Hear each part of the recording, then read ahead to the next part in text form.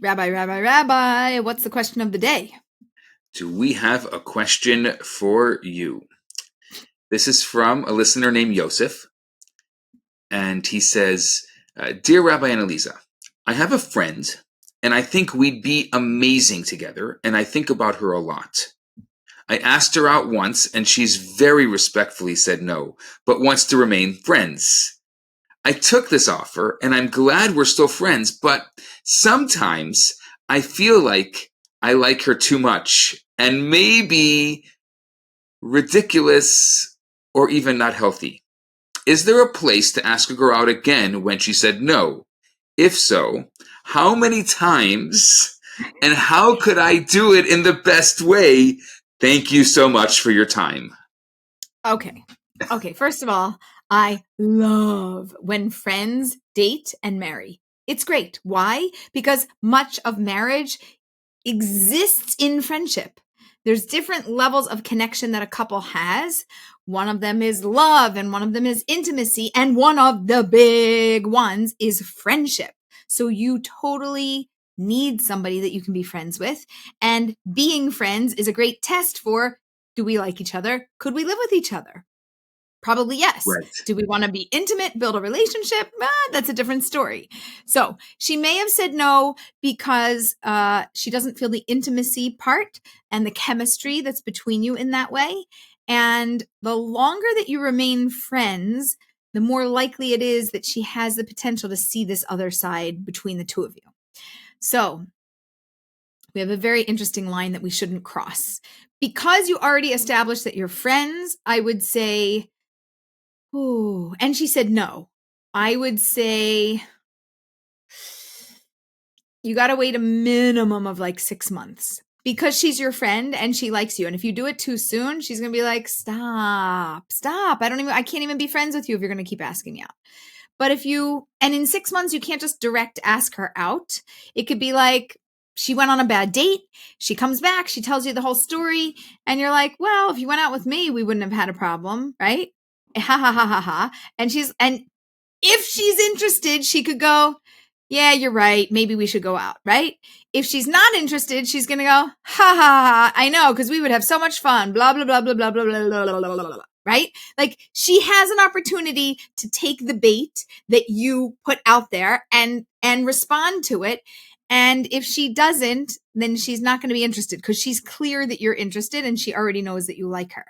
So you could do that in 6 months. If she ignores it, you could do it again. I would say about once every 6 months, and I wouldn't do it direct. The first time you could be direct, and then after that, I wouldn't. Or you could make a joke about it. You already did it, so we know. But if you hadn't done that, I would say you could joke about it, right? And if she's like no, right? Then you could in 6 months be direct about it. And then you could get a no, and then you could joke about it again in 6 months. Like either way, you could have the direct being first or second. But then after that, you always have to playfully do it. And only like once every 6 months. Aleeza, I love this advice in general. I'd like to speak to Yosef for a second. Yeah. Yosef, you just told us you're not friends with her. No, didn't he say he was friends with her? No, but he likes her a lot, like too much, like ridiculously too much. Right. That's He's not friends with her. Why is he flirting with himself? Why is he confusing himself? He's not friends with her. It's okay. You see, we don't all have to be friends. Actually, we shouldn't all be friends. She may think that they're friends, but he is clearly not friends with her. No, and he really loves and cares for her. Yes, and if you're going to wait around 6 months, I'm listening to you, Aleeza, and thinking to myself, poor Yosef has to wait around 6 months for maybe another chance at her. No, I wouldn't recommend waiting around for 6 months. That's the timeline. Thank you for clarifying. That's the timeline that I would say that you could do something. In the meantime, you should be dating other people and whatever. But if you happen to be single in 6 months and you want to revisit it, that's a time period that you could revisit it. I hope nobody cut off before this, because if you cut out of this podcast before this, you missed the golden nugget. Okay. You can never cut out in the middle because you never know when it's coming.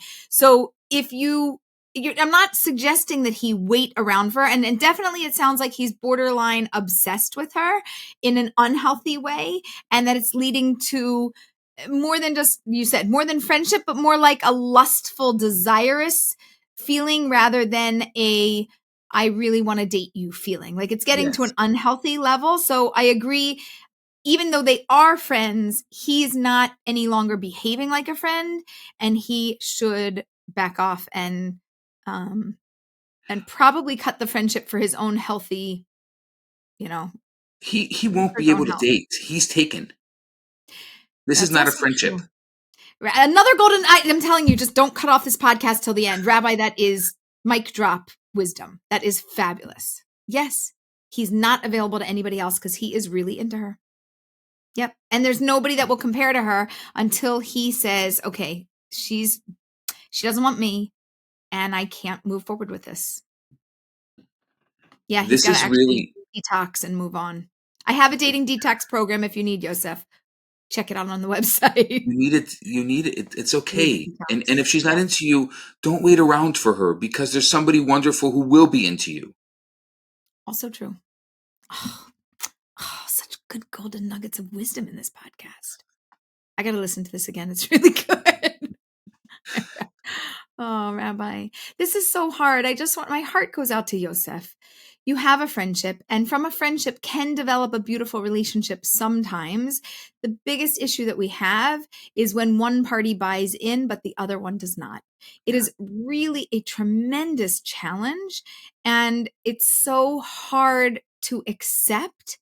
And I'm sorry that you're going through this. And to be honest, I agree, Rabbi. Don't wait around because you're breaking your own heart over and over again, and you're not allowing yourself to heal and to let love in from somebody who's going to love you back. I really agree with you on that. I really agree. This is the kind of situation that needs a coach. Yeah. I think also to keep him accountable so that he does not slip back, because it's so easy. Like, oh, I just texted her like, hey, want to go watch a movie? Hey, want to hang out? Want to do this? She'll It's probably say, comfortable. sure. It's comfortable. It's easy. And it makes him happy, but it Yeah. doesn't really make him happy because he really wants to be with her, not just be friends with her. And he may end up figuring it out in a couple years from now. And what a shame that he wasted all these years being taken by her when she's not interested. Right. Now, it could be on the other end that somebody would come back, but you know that, what's the phrase about if you let it go and it comes back to you, it's yours forever. So like that kind of thing, like let her go, let her be.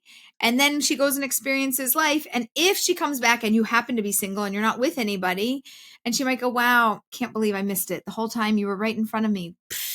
Which, by the way, it doesn't happen often, but it does very infrequently happen.